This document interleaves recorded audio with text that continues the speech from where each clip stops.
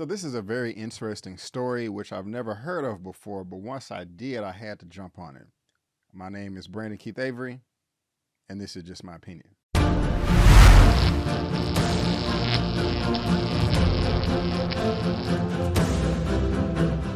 Hey, what's going on, everyone, and welcome back to another episode of Just My Opinion for my The Silent Twins movie review.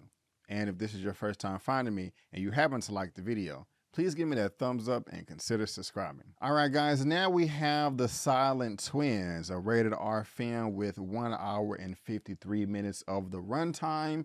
And like I said, I've never heard of it before, but you see your girl right there, Miss Letitia Wright. I am a fan of hers, coming from Black Panther. Never heard of her before that film, but now since I saw that, I am a fan, and I'm going to check out pretty much everything that this woman is a part of. Now, this is being directed by Agnieszka Smorzynska, and I'm pretty sure I am butchering that name, so please forgive me.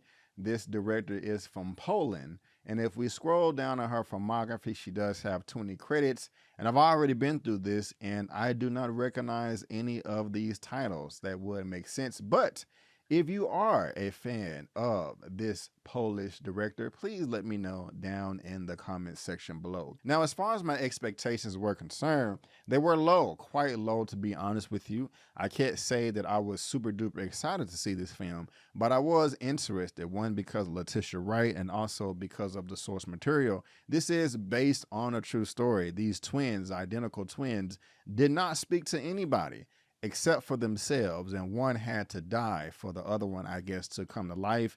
That is the tagline, and so that is really appealing. That is really intriguing to me. So like I said earlier, I had to jump on it. But before I get into all my likes and dislikes, before I get into all the nitty-gritty, let me tell you exactly what this film is all about. Based on the lives of June and Jennifer Gibbons, real-life identical twins who grew up in Wales, part of the only black family in a small town. The two became known as the Silent Twins because of their refusal to communicate with anyone other than each other. They developed their own language and became catatonic when separated.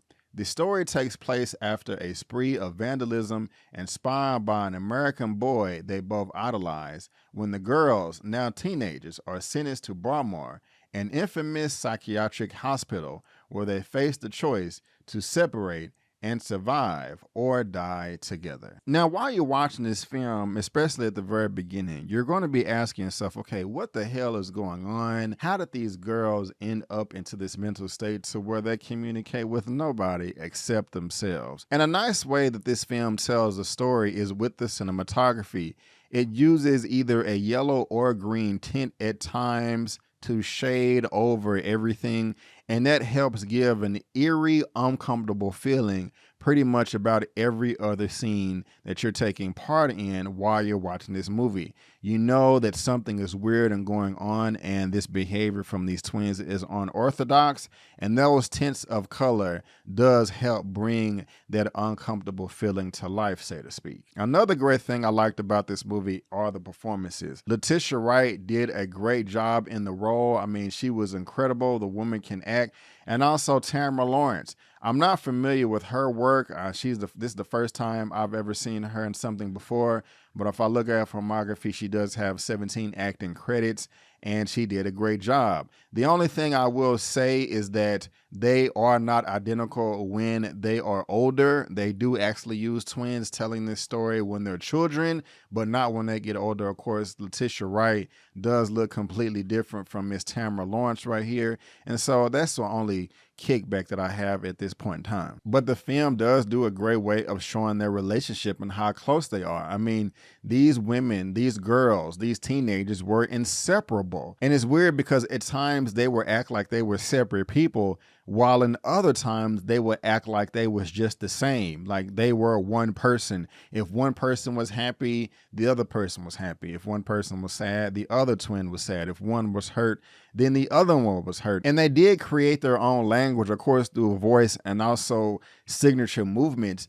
And it seemed like they actually had one brain at times. And it was weird. I've never seen anything like this. Like they had some type of mental or psychic connection that could never be broken. At times they were best friends, but at times they did fight and bicker and were enemies. And it just seemed like it came out of nowhere. Like when they weren't speaking to anybody else outside of the party amongst themselves, it seemed like that was just building up a bunch of tension inside of them. And the only times they let out that frustration was when it was against the other, when it was against the twin of the other sister. And that was heartbreaking, to be honest, at times. And the acting is great across the board. All the supporting cast, Tamara Lawrence, Letitia Wright, and also the little girls that played this role. I mean, they did a great job, even when they're not speaking so much, just their facial expressions and their mannerisms, just kind of showing how frustrated and confused they can be at times. It was kind of scary just seeing little kids with this type of emotion and anger bubbling up from beneath. And just so you're not confused, Letitia Wright's character is June and Tamara's character is Jennifer. Jennifer is the one that died and June is the one that had to go to a different school when she was younger, leaving Jennifer behind. They did split them up just to see if they were a bad influence on each other, just trying to help heal them from whatever condition the family, friends, or the expert doctors thought that they had. There was a number of uncomfortable moments as well. I don't like people being taken advantage of or exploited. And so when they started doing drugs and having sex, it seemed like at times they did not know what they was doing. And it just seemed like they were sacrificing themselves or their bodies as toys, as playthings, to people that clearly didn't give a crap about them, and they weren't aware of it. And that was quite sad to see, especially if this was based on a true story. I mean, when they started smoking, drinking, and having sex, that was possibly some of the most uncomfortable parts of the movie, because at times I didn't even think they knew what they were doing. This film also dives into how experts, professionals, or doctors can misdiagnose a patient and look at things the wrong way.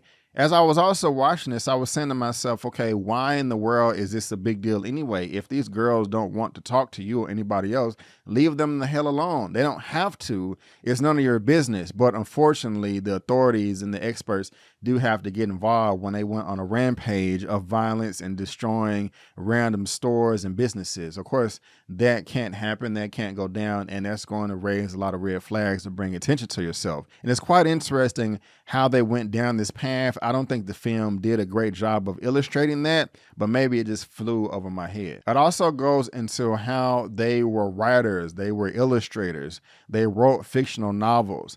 And that was nice. I did appreciate that, because while majority of the film, they're not talking, when they're talking amongst themselves, when they're alone, that's when you get to see the personality and the passion and how much drive they have and how much they care about their work. That was some of the best parts of the film. But leaning over to some things that I really didn't care for, when they actually tried to illustrate that, that was a bit jarring for me. At one point in time where June, played by Letitia Wright, is narrating one of her books, I believe it's called The Pepsi Cola Addict, and she was salivating over some high school jock that she was in love with and infused him in her short story, and that worked. But other parts in the film where they tried to give you some type of visual illustration of her books, of her writing, of her publishing, it was kind of jarring to me and did not work and just kind of seemed weird. It was just a departure from the tone, the previous tone that we got in the film before. And I just really didn't like it. I really didn't care for it too much. This film is also very sad. It's very gloom, it's very eerie, and it's very dark, because not only are these girls affecting each other in somewhat of a negative way, but also their family. I don't really care about people outside the family, but your family and friends, those that care about you and that want you to be the best version of yourself, they're hurt a lot. And I don't want to see anybody hurt, especially when people don't deserve it. This isn't a movie that I can say I want to see again, but I am glad that I saw it, and I will be looking into this further, just their backstory and what everything is about. But it is sad that Jennifer did have to die. After watching this, I did care for her character, And it just seemed like she didn't get the help or justice that she really needed and deserved. And that does put a small frown on my face. I will go ahead and give my rating for this at the very end. But for now, guys, that is just my opinion. And I want to thank you so much for tuning in. If you did enjoy this video, please go ahead and give me the thumbs up and subscribe to the channel, helping me reach my next milestone of 50,000 subscribers. If you do subscribe to my channel, these are just some of the things you're going to get. Like, you're going to get movie reviews like End of the Road with Queen Latifah and Ludacris, Barbarian, Tariq Nasheed's 8th documentary film, Buck Breaking, Honk for Jesus. You're also going to get some spoiler movie reviews, and you can't see it right now because it hasn't posted, but I will have my review up for The Woman King and also some other titles as well. Spoiler reviews, series reviews, Sins of a Mother on Netflix, Cobra Kai Season 5, Rings of Power, a weekly movie news roundup show, interviews, She-Hulk on Disney Plus, Power Book 3, Rings of Power, like I said, and the Mike Tyson Hulu series. So if I had to rate this movie, The Silent Twins, out of a 1 out of 10, I give it an 8.5 out of 10. Yes, an 8.5 out of 10. But guys, again, I just want to thank you so much for tuning in. And before you go, don't forget that my name is Brandon Keith Avery, and that's just my opinion. Peace.